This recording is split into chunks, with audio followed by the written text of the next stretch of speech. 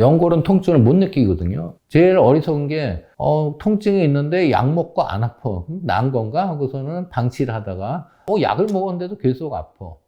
그때는 이미 관절염 4기가 된 거잖아요.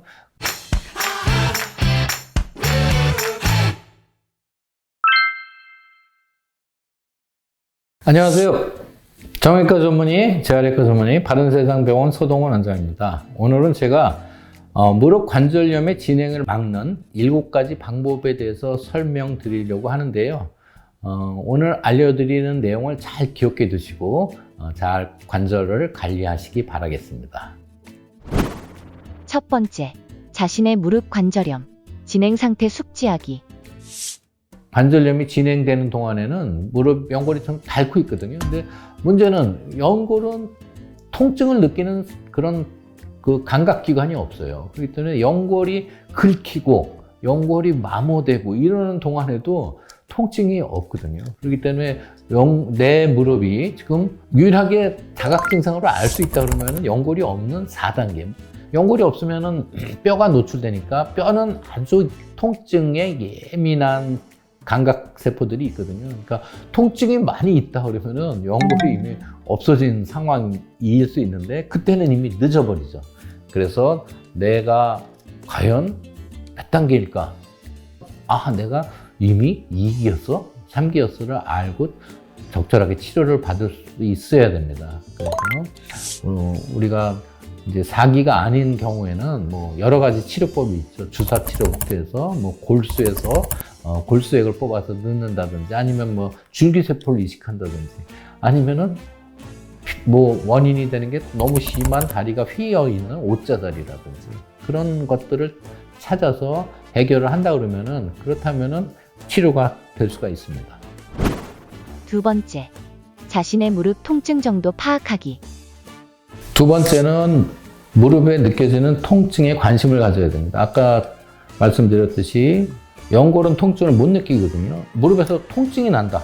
그러면은 연골이 손상이 되는 상황이라는 걸 알고 있어야 되고요. 물론 연골이 닳아서 통증이 나올 수도 있지만 물렁뼈가 찢어져서 통증이 오거나 인대가 찢어져서 통증이 올 수 있으니까 과연 내 무릎에서 오는 통증이 연골 때문인지 또는 연골판이라는 물렁뼈 때문인지 인대 때문인지 아니면은 관절을 싸고 있는 막에서 오는 건지 힘줄 때문에 오는 건지 이런 다양한 원인을 찾아서 그런 원인들이 결국은 퇴행성 관절염을 계속 진행시키니까 그걸 막기 위해서는 왜 무릎에 통증이 오는지 그리고 연골도 딱딱한 하얀 연골이 이제 거칠어지고 물렁물렁해지는 걸 연골 연화증, 연골이 굉장히 약해졌다는 거죠. 그러면은 밑에 있는 뼈에도 자극이 전달되니까 시큰시큰하게 올 수 있거든요. 그러니까 이런 것들을 찾아서 원인이 뭔지를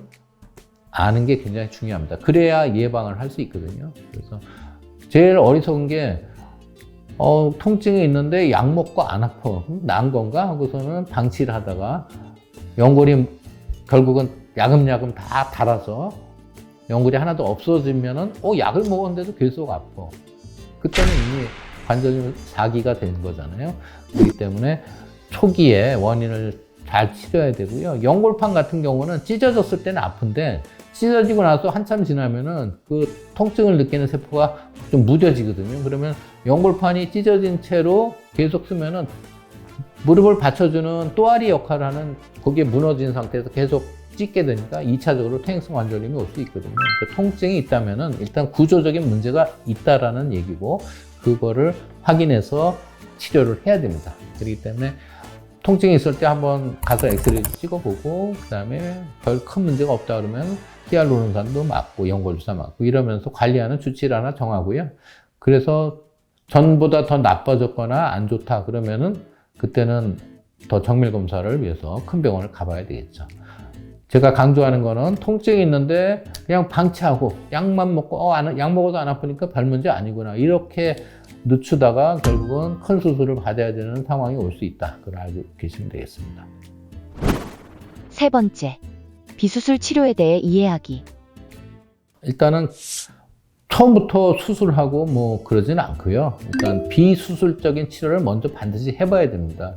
그래서 비수술적인 치료를 어떤 게 있나를 잘 알아봐야죠.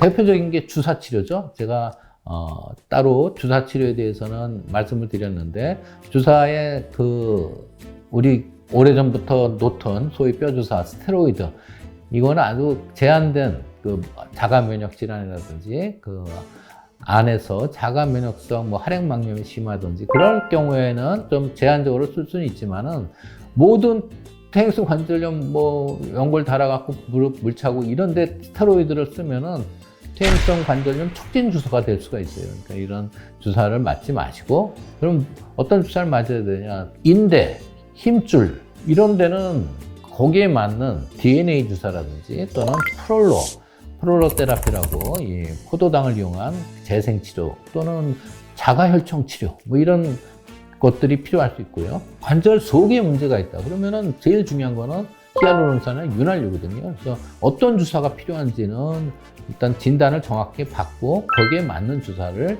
보존적 치료를 먼저 해보고, 그래서 목적은 그런 주사 치료나 약물 치료를 통해서 연골이 닳지 않게끔 만들어서 퇴행성 관절염의 진행을 막아야 됩니다. 진행을 막아서 퇴행성 관절염으로 인공관절을 40대 후반에 받는다, 50대 초반에 받는다. 그거는 너무나 이른 시기에 말기 수술을 하는 거잖아요. 그런 걸 막기 위해서 어떻게든 내 무릎을 평생 쓰려고 그런 주사 치료를 생각을 하는 거고요. 내가 지금 스테로이드를 맞았는지 안 맞았는지부터 잘 알고 맞으셔야 되고요. 그 주사를 너무 남용하면 여러 가지 부작용이 있으니까 그거에 대해서 주의를 하시면 되겠습니다. 4번째, 무릎 주변 근력 키우기. 이게 어떻게 보면 제일 중요하다고 볼 수 있습니다. 우리 무릎을 중심으로 해서 위하고 아래 근육이 있죠. 허벅지 근육하고 종아리 근육. 허벅지 근육과 종아리 근육은 무슨 역할을 할까요? 그러면 다리를 펴고 구부리는 축구하려면 뻥 차는 킥을 하고 점프하고 이런 거 아니에요. 근데 물론 그런 기능을 하지만은 관절염 예방을 위해서 더 중요한 기능이 있어요. 그게 바로 충격을 흡수하는 능력입니다. 우리가 자동차를 보면은 자동차 타이어와 위에 이제 승차하는 공간이 있잖아요. 거기에 타이어 바퀴 축과 위에 타는 승차 공간 사이에는 충격을 흡수하는 장치가 있어야지 우리가 요철을 지나고 길을 갈 때도 출렁출렁 부드럽게 갈 수가 있는 거예요. 만약에 그게 없다 그러면은 바닥에 조금만 요철 있거나 우툴두툴한 데 가면은 타고 있는 사람이 다 그냥 떨려서 절대로 편안하게 갈 수도 없고. 그런데 그거를 우리가 시옥이라는 게 충격이고 앱소버라는 거 흡수하는 거잖아요. 근데 그거를 이제 일본식 표현을 해서 쇼바 하는데, 쇼바라는 게 사실은 시옥 앱소바를 쇼바라고 했는데, 그럼 쇼바가 좋은 차는 굉장히 고급 승용차들이죠. 시옥 앱소바가. 그렇다면은 무릎에 우리가 점프하고 달리고 심지어 걸을 때도 무릎에는 체중에 의한 충격이 오거든요. 근데 그거를 분산시켜주고 흡수할 수 있는 건 누가 해주느냐? 바로 종아리와 허벅지 근육이 해주는 거예요. 종아리와 허벅지 근육이 없으면 무릎은 쿵쿵쿵하고 충격을 흡수해주는 기능을 못하니까 연골에 충격을 받으면 연골세포들은 충격에 의해서 깨지고 죽을 수 있거든요.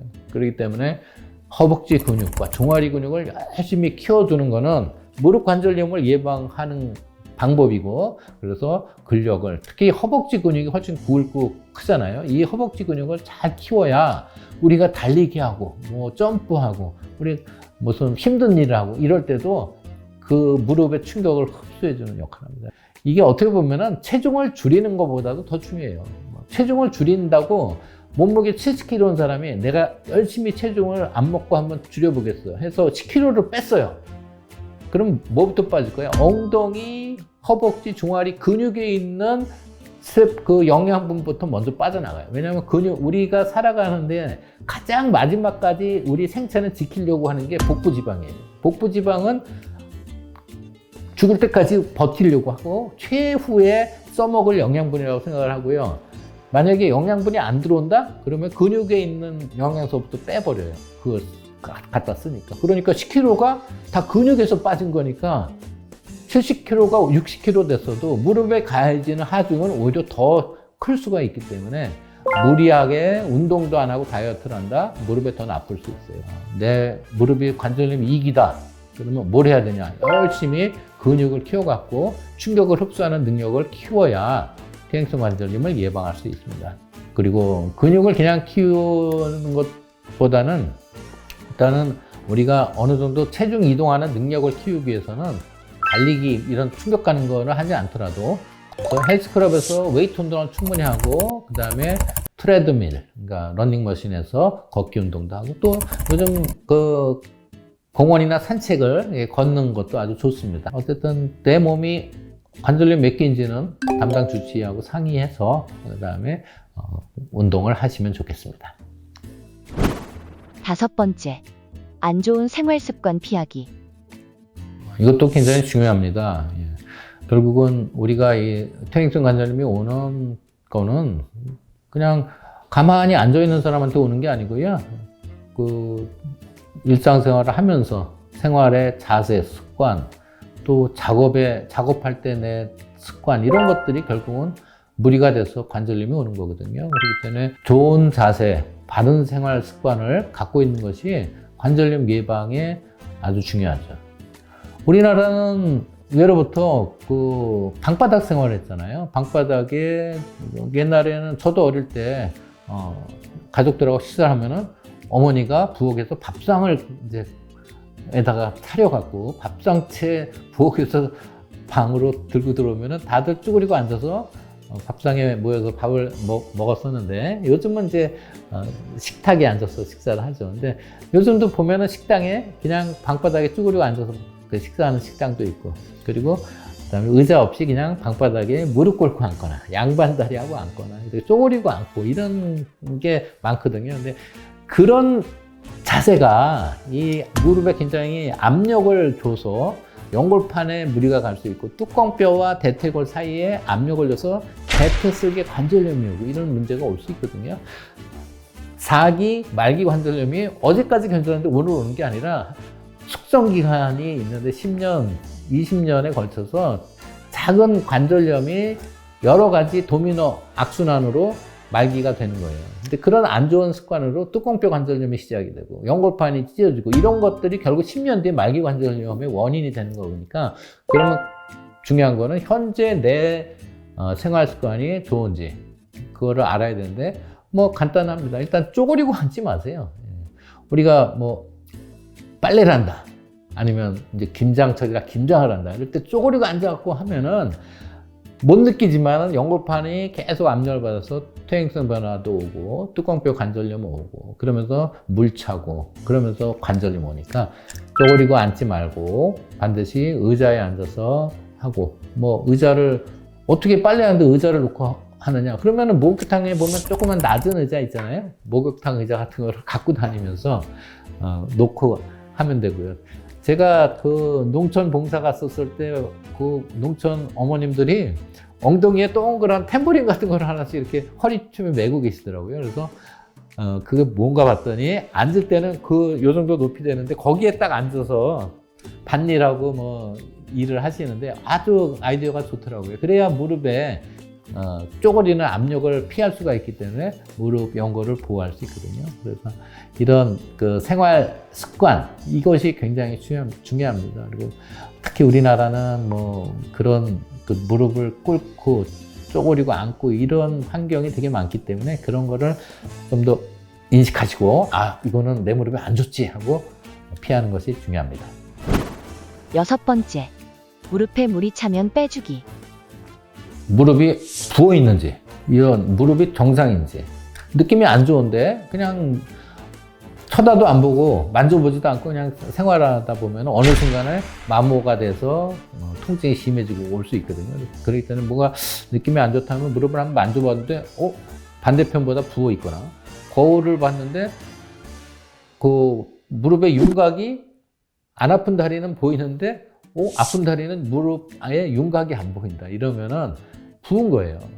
부분 것 중에 제일 안 좋은 게 물이 찬 거죠. 그래서 물이 찼다면은 퇴행성 관절염이 확 진행이 될 수 있으니까 물을 제거하고, 물을 제거한다는 건 주사기로 뺄 수도 있고 활액막염으로 계속 물이 만들어지는 그런 문제가 올 수 있거든요. 뭐 또 남자분들 같은 경우는 통풍 같은 게 있으면 무릎 속에 요산가루들 때문에 물이 자꾸 생기는 경우도 있어요. 그렇다면 그 요산가루는 세척을 해야 되거든요. 씻어서 없애버려야 되는데 그런 내시경 시술이 필요한지 뭐 이런 것들은 전문의의 진단을 받아야 되는데 일단 본인이 병원에 가야 되겠죠. 근데 병원에 안 가고 혼자서 뭐 약 먹고 해결하려고 그러고 얼음 찜질하고 해결하려다가 관절염이 오니까 일단은 부었다. 만져보니까 뭔가 쿨렁쿨렁 물이 찬 것 같다. 그럴 때 반드시 전문의의 진단을 받고 물이 있으면 물이 뭔지도 빼서 확인해보고 어쨌든 무릎이 부어 있다. 그러면 반드시 점검을 받으시라는 게 제가 또 말씀드리는 겁니다. 7번째, 체중 관리하기. 물론 퇴행성 관절염의 슬관절 예방에도 도움이 되지만 발목 관절, 뭐 고관절에 도움이 될 수 있죠. 허리 요추라는 허리에도 도움이 될 수 있는데 이게 뭐냐? 체중을 줄이는 겁니다. 예. 하지만 아까도 제가 말씀드렸지만 무턱대고 굶고 안 먹다가는 몸에 체중이 줄긴 하지만 근육이 다 빠져나가니까 그게 더 안 좋다라고 말씀드렸죠. 그래서 그렇다면은 그 건강한 식단을 갖고 그 운동을 하면서 근육은 유지하거나 조금씩 늘리면서 몸에 체중을 줄여야 됩니다. 그러지 않고 그냥 무턱대고 체중을 줄이는 건 오히려 더 위험할 수 있다. 우리가 만약에 물속에서 살거나 아니면 우주 공간에서 살거나 그런다면은 체중 줄이라는 말씀 할 필요도 없어요. 왜냐하면 우리가 이 체중이 실리는 관절, 대표적인 무릎 관절은 중력에 의해서 병이 생기는 거거든요. 그렇기 때문에 중력을 받는 한은 그 중력에 가해지는 압력을 어떻게 하면 줄일 수 있느냐가 제일 중요한 거죠. 근데 물속이나 우주 공간의 무중력 상태는 중력이 없으니까 무릎 관절염 없어지죠. 무릎 관절염 말기 4기도 만약에 우주 공간에서 무중력에 사신다면 인공관절 할 필요도 없어요. 그래서 우리가 체중이 그만큼 무릎 퇴행성 관절염의 아주 중요한 원인이고 체중을 어떻게든 줄이면 도움이 될 수 있고 거기에 우리가 중요한 거는 근육을 줄이지 말라는 거고요. 체중을 어떻게 하면 줄일 수 있느냐? 당연히 운동과 식이요법이죠. 체중은 무릎 관절염의 치명적인 원인이다. 그렇기 때문에 사실 우리나라도 퇴행성 관절염 환자가 많이 늘고 있지만은 이 서구의 기름진 음식을 섭취하는 사람들은 우리가 상상을 초월하는 몸무게들을 갖고 있거든요. 그런 사람들은 인공관절을 엄청들 많이 받아요. 우리나라 사람들은 그래도 그런 서구 식문화는 아니기 때문에 그런 고도 비만이 많지는 않지만은 그러더라도 체중이 좀 줄면은 훨씬 통증이나 관절염 진행을 막을 수가 있으니까 체중에 신경을 쓰고요.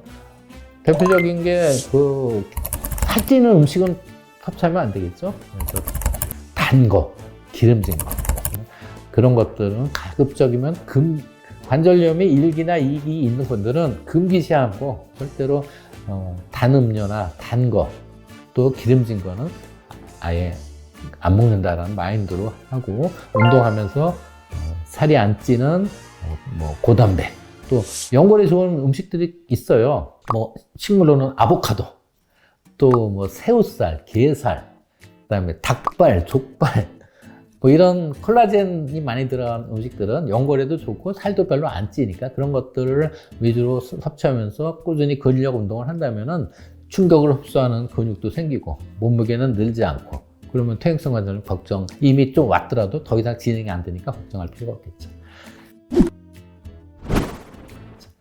이상 7가지 제가 퇴행성 관절염을 예방하는 방법에 대해서 말씀드렸습니다. 예, 잘 기억하시고요. 실천하셔서 건강한 무릎으로 행복한 100세가 되시기 바라겠습니다. 지금까지 바른세상병원 서동원 원장이었습니다. 감사합니다.